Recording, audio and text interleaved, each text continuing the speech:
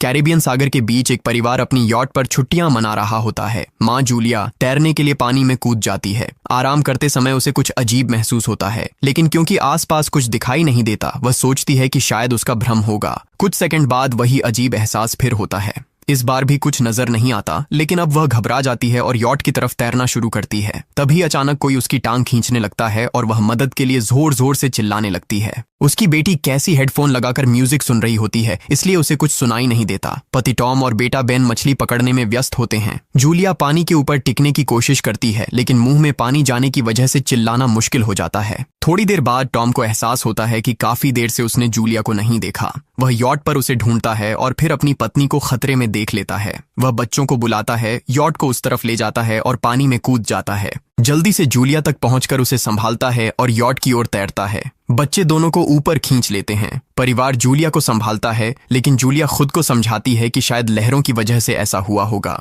रात को सब मिलकर बेन का जन्मदिन मनाते हैं। कैसी को उसके बॉयफ्रेंड का कॉल आता है, तो वह लैपटॉप लेकर बाहर चली जाती है। वीडियो कॉल में उसका बॉयफ्रेंड दिखाता है कि शहर के ऊपर बड़े बड़े काले बादल छा गए हैं। कॉल ग्लिच होकर फ्रीज हो जाती है। कैसी यह बात परिवार को बताने आती है, लेकिन टॉम कहता है कि शायद जमीन से दूर होने की वजह से सिग्नल कमजोर है। तभी सबको एक आवाज सुनाई देती है। वे सब बाहर जाते हैं और देखते हैं कि व्हेल मछलियों का एक समूह गुजर रहा है। टॉम समझाता है कि व्हेल मछलियां हमेशा पृथ्वी के मैग्नेटिक फील्ड को फॉलो करती हैं, लेकिन जब तूफान आता है तो वे कंफ्यूज हो जाती हैं। अचानक यॉट जोर से हिलती है और बेन गिर जाता है। टॉम को चिंता होती है कि कहीं यॉट को नुकसान तो नहीं पहुंचा, इसलिए वह डाइव करके नीचे चेक करने चला जाता है। कुछ देर बाद वह सतह पर वापस आता है, लेकिन उसके कंधे पर एक बड़ा घाव होता है। जूलिया तुरंत उसका जख्म सीती है। टॉम बताता है कि पानी के अंदर उसे ऐसा लगा जैसे उसके पीछे कोई बहुत बड़ा जीव था, लेकिन जब उसने मुड़कर देखा तो प्रोपेलर से कट लग गया। वह कहता है कि जो भी चीज थी बहुत बड़ी थी। टॉम को यॉट पर काफी नुकसान दिखाई देता है, इसलिए उन्हें मदद बुलानी पड़ती है।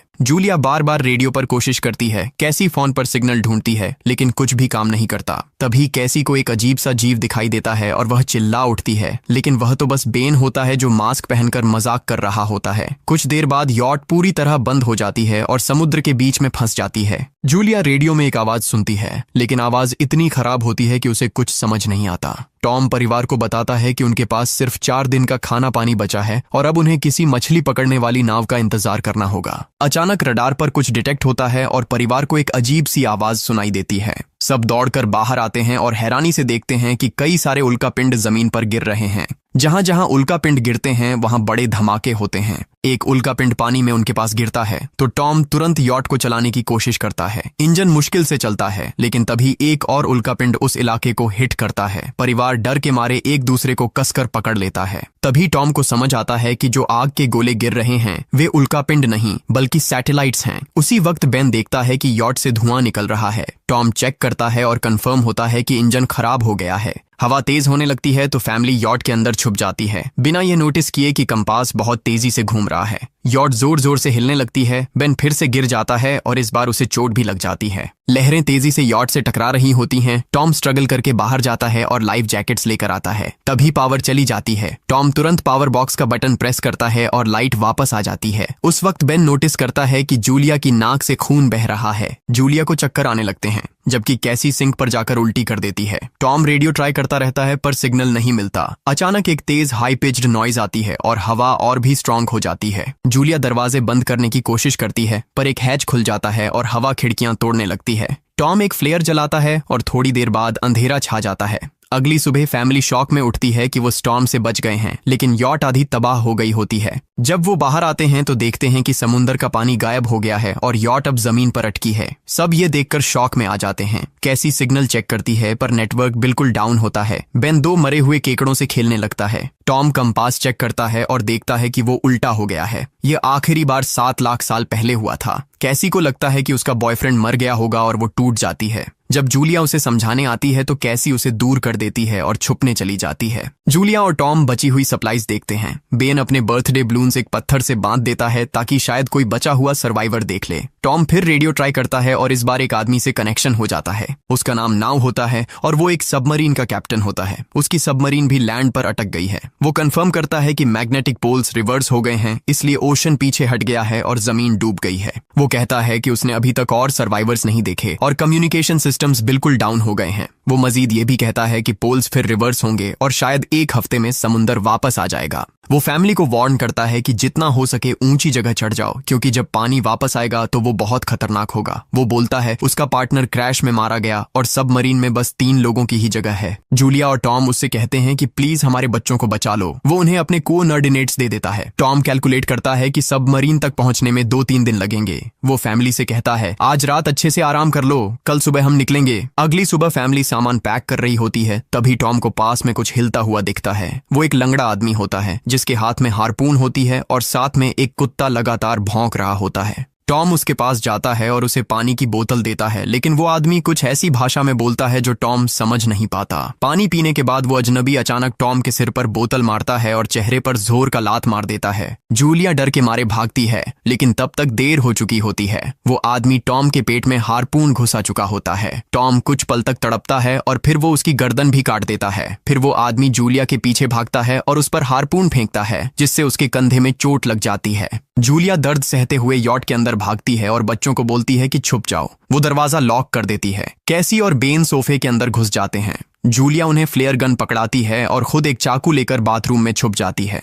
वो आदमी दरवाजे पर जोर जोर से धक्के मारता है और आखिर अंदर घुस ही जाता है। पहले वो थोड़ा खाना उठाता है और फिर यॉट में इधर उधर ढूंढने लगता है, फिर बाथरूम की तरफ जाता है, लेकिन जूलिया समझदारी से एक छोटे छेद से बाहर निकल जाती है। वो आदमी सोचता है कि जूलिया भाग गई, लेकिन जैसे ही वो धीरे से निकलने लगती है, उसका कुत्ता उसे देख लेता है और भौंकने लगता है। कुत्ता उस पर झपटता है तो जूलिया चाकू से उसे मार देती है। कुत्ते की चीख सुनकर वो आदमी बाहर आता है और अपने कुत्ते की लाश देखकर आग बबूला हो जाता है। इस बीच जूलिया यॉट के दूसरे साइड से अंदर जाने की कोशिश करती है। वो ऊपर चढ़कर टूटी हुई खिड़की से अंदर घुसने लगती है, लेकिन वो आदमी पहले ही वहां पहुंच जाता है। वो उसे पकड़कर जोर से मुक्का मारता है, जिससे वो नीचे गिर जाती है। जूलिया फर्नीचर पकड़कर बचने की कोशिश करती है, लेकिन वो आदमी उसे लात मारकर दूर फेंक देता है। फिर वो उसकी कलाई पर पैर रख देता है ताकि वो चाकू छोड़ दे, और फिर उसके बाल पकड़कर उसका चेहरा जमीन पर दे मारता है और सोफे पर फेंककर उसका गला दबाने लगता है। बच्चे ये सब कुछ देख रहे होते हैं। कैसी बाहर निकलकर फ्लेयर गन चलाती है जो सीधा उस आदमी को लगती है। वो जल उठता है और यॉट में आग फैलने लगती है।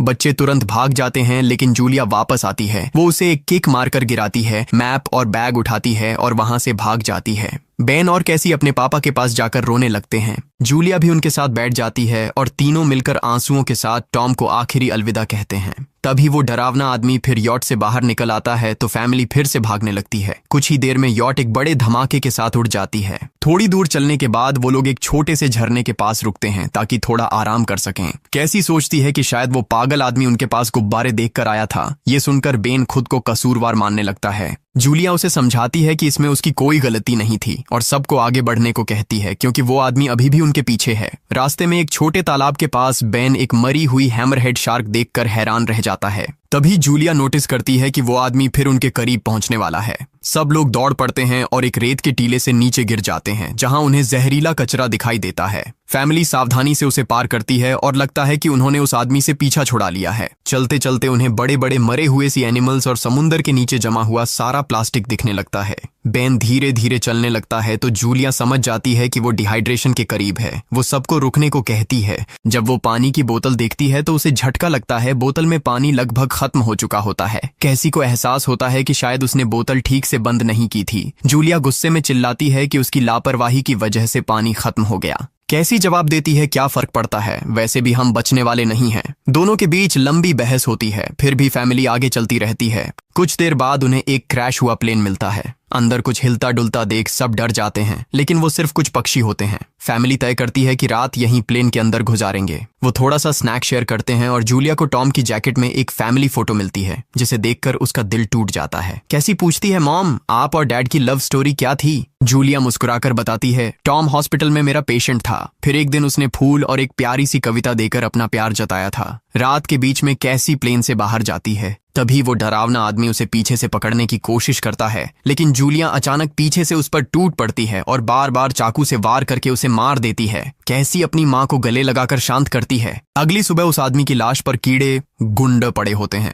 फैमिली नोटिस करती है कि उसके शरीर पर कई काटने के निशान हैं, मतलब इस एरिया में कोई खतरनाक जीव छिपा हुआ है। जैसे ही वो लोग वहां से निकलते हैं, केकड़े उसके मुंह से बाहर निकल आते हैं। कुछ घंटों बाद जूलिया और कैसी मैप देख रही होती हैं, लेकिन बेन धीरे से आगे निकल जाता है। जूलिया चिल्लाती है, रुक जाओ, लेकिन बेन एक तालाब में झुककर पानी पीने लगता है। जूलिया तुरंत उसे खींचकर बाहर निकालती है और समझाती है कि अनजान पानी उसे बीमार कर सकता है। धूप बहुत तेज हो जाती है तो फैमिली अपने सिर कपड़ों से ढक लेती है। बेन को चक्कर आने लगते हैं। तभी उन्हें कुछ पुराने कुर्सियां मिलती हैं और जूलिया कैसी उनसे एक टेम्पररी शेल्टर बना लेती हैं। जूलिया बेन को इंजेक्शन लगाती है और तय करती है कि वो रात वहीं बिताएंगे। सुबह जूलिया एक अजीब सी आवाज सुनकर उठती है।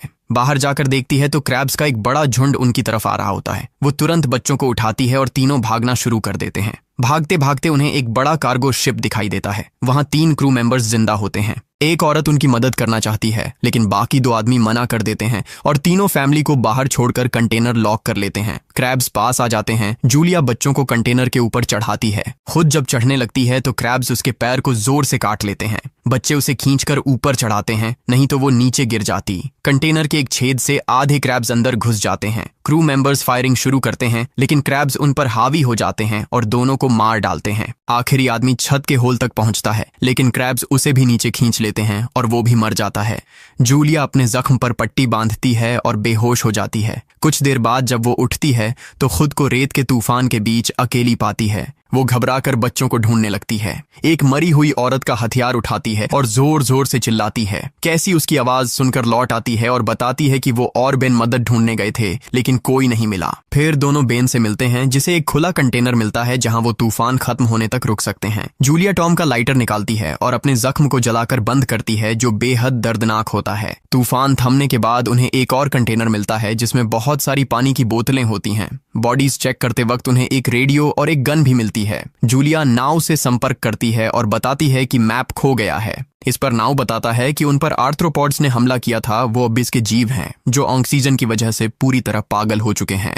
अब नाव फैमिली को जल्दी करने को बोलता है क्योंकि उसके इंस्ट्रूमेंट्स ने कैलकुलेट किया है कि समुद्र उम्मीद से ज्यादा जल्दी वापस आएगा और उनके पास सिर्फ कुछ घंटे बचे हैं। वो एक फ्लेयर शूट करता है और फैमिली उस दिशा में चलना शुरू करती है। लंबी वॉक के बाद फैमिली को एक टूटा हुआ टॉयलेट मिलता है जिसमें बेन पेशाब करता है। अब वो लोग आखिरकार सबमरीन को पास ही देख लेते हैं लेकिन वहां पहुंचने के लिए उन्हें एक बड़ा चट्टानी रास्ता पार करना होगा। जैसे ही वो रास्ते से गुजरते हैं दीवारें हिलने लगती हैं और पत्थर गिरने लगते हैं जिससे एक भयानक रॉक स्लाइड हो जाता है। जूलिया तुरंत अपने बच्चों को साइड में धक्का देती है और खुद भी पीछे हट जाती है ताकि कुचली न जाए। अब एक पत्थर की दीवार उनके बीच आ गई है। जूलिया बच्चों से कहती है कि वो बिना उसके आगे बढ़ जाए लेकिन कैसी मना करती है और जोर देती है कि उसकी मां को चढ़ने की कोशिश करनी चाहिए। बहुत बहस होती है और चिल्लाने के बाद जूलिया वादा करती है कि वो बाद में अपने बच्चों को ढूंढ लेगी। मजबूर होकर कैसी अपने भाई को खींचकर आगे ले जाती है।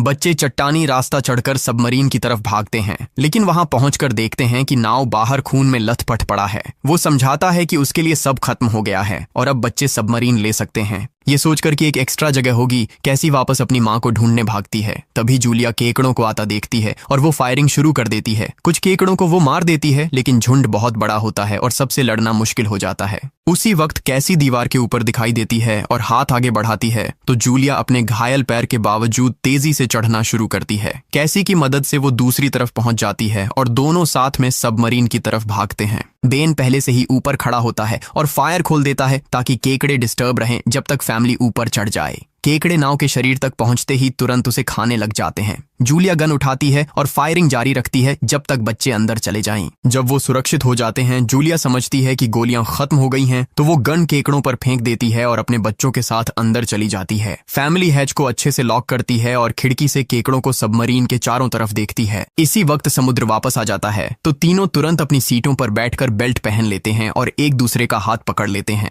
तेज लहरें सबमरीन को जोर जोर से इधर उधर फेंकना शुरू कर देती हैं जिससे जूलिया को पूरी जर्नी के विजन दिखने लगते हैं और कैसी उल्टी कर देती है। जल्दी ही वो हाई पिच आवाज वापस आती है और फैमिली बेहोश हो जाती है। कुछ देर बाद जूलिया और बच्चे होश में आते हैं और खुद को जिंदा देखकर खुश होते हैं। वो हैच अनलॉक करके बाहर निकलते हैं और देखते हैं कि लहरों ने सबमरीन को एक तबाह शहर में गिरा दिया है। यानी अब जिंदा रहने और नया जीवन शुरू करने की उम्मीद है। और यहीं पर फिल्म खत्म होती है। चैनल को सब्सक्राइब करना न भूलें और बेल आइकन जरूर दबाएं ताकि आपको ऐसे ही मजेदार वीडियो मिलते रहें। देखने के लिए धन्यवाद।